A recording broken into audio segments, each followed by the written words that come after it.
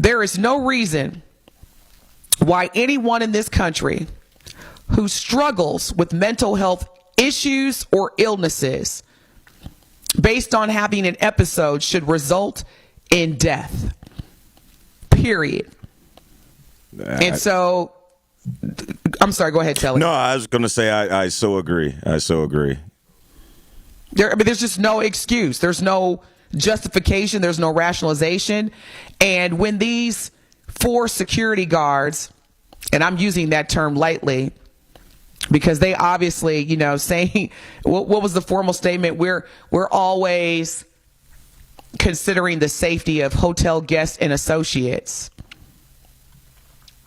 How do you know Devontae Mitchell wasn't a guest at that hotel when he walked in? Yeah. Yeah. And the fact that 4 security guards were reported as being seen with their knees on Devontae Mitchell's neck and back, and one of them striking Devontae Mitchell in the head with an object. And I bet you it was that officer that was recorded as saying, "This is what happens when you enter the women's restroom." Yeah.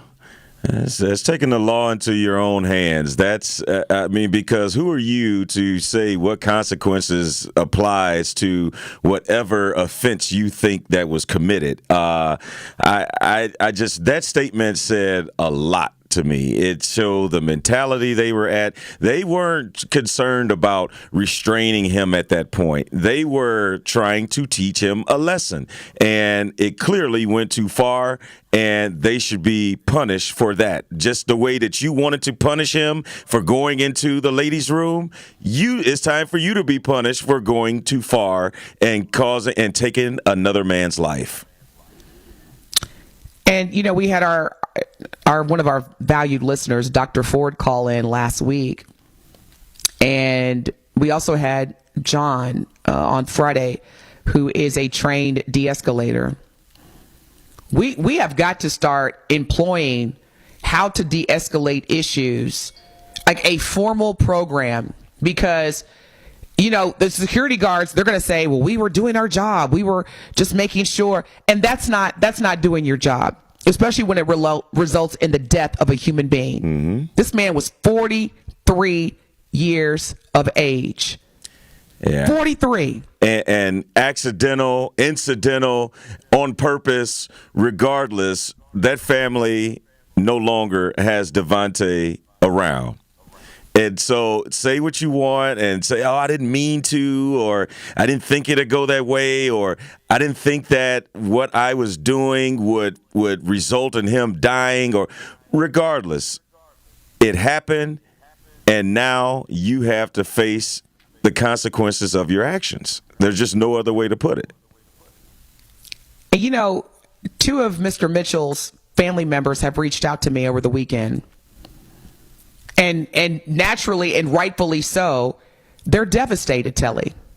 And see, you don't get to see the images or hear the reactions in terms of how this truly impacts family members. Yeah. It's one thing to lose a family member due to an illness, due to a circumstance that was beyond control. But this right here, this was something that could have been control. Yes. And you don't get to murder black men that are experiencing mental health issues or a mental illness. You don't get to murder black men because of that. Yeah, it's so amazing to me when you have these mass shootings that are primarily white mass shooters. They're dealing with mental health issues, and we knew that he may snap off like this and this, that, the other. So why is it that when other communities have mental health issues, they get to do things or commit crimes, but when black men have mental health issues, we end up getting killed?